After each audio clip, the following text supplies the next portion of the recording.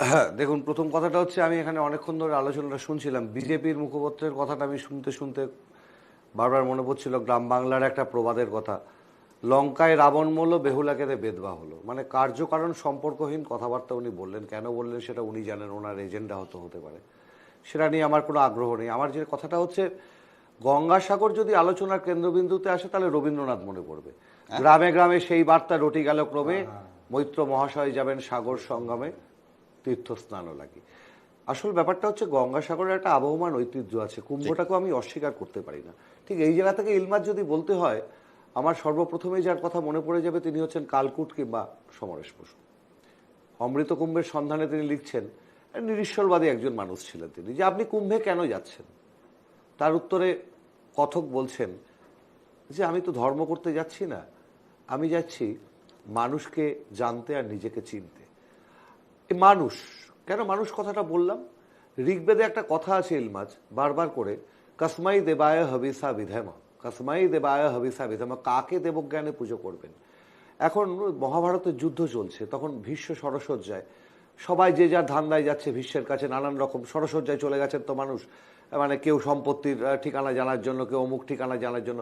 যুধিষ্ঠির তো তার জ্ঞানের পিপাসু, যুধিষ্ঠির গিয়ে বারবার করে ভীষ্মকে বলছেন, কসমাই দেবায় হবিষা বিধেম, কসমাই দেবায় হবিষা বিধেম, কাকে দেবজ্ঞানে পুজো করবে? এইটা আপনি আমাকে বোদ্ধা কথাটা বলে যান হে মহামতে ভীষ্ম। ভীষ্ম অনেকক্ষণ চুপচাপ থেকে যুধিষ্ঠিরকে বললেন, না মানুষাৎ শ্রেষ্ঠতর হি কিঞ্চিত, না মানুষাৎ শ্রেষ্ঠতর হি কিঞ্চিত, মানুষের চেয়ে শ্রেষ্ঠ কিছু নেই, তুমি পারলে তার পুজো করো। তাহলে মানুষকে কেন্দ্র করে সবকিছু। যে আলোচনাটা আজকে হচ্ছে অর্থনীতি, অতি মানবীয় কিছু নিয়ে তো হচ্ছে না, পেট ভাত রুটি রুজি কর্মসংস্থান, এটা হচ্ছে মূল কথা।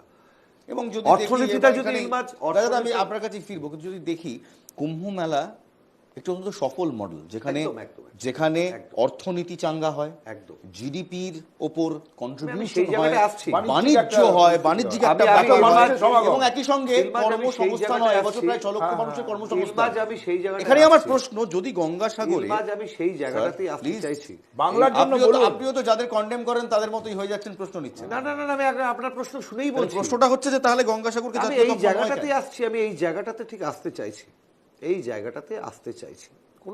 কোনো কিচ্ছু নয়, সমস্তটাই তো মানুষকে লক্ষ্য করে। আরে মানুষ মসজিদে যাবে, মানুষ মন্দিরে যাবে, মানুষ গির্জায় যাবে, হাওয়া তো যাবে না রে ভাই। মানুষ না গেলে ব্যবসা হবে কোথা থেকে? ব্যবসা না হলে কর্মসংস্থান হবে কোথা থেকে? খেতে পাবো কি করে? একটা কথা চালু আছে, যে কথাটা আমি বলবো, আপনি হাজার বাধা দিলেও আমি বলবো। একটা কাহাবত মানে বলে না গুজরাটি ভাষায়, মেলাতে আসছেন না, গুজরাটি ভাষায় একটা, আসছি গঙ্গাসাগরেই আসবো রে ভাই। গুজরাটি ভাষায় একটা কথা আছে যে খালি পেট ভজন না হয় গোপালা।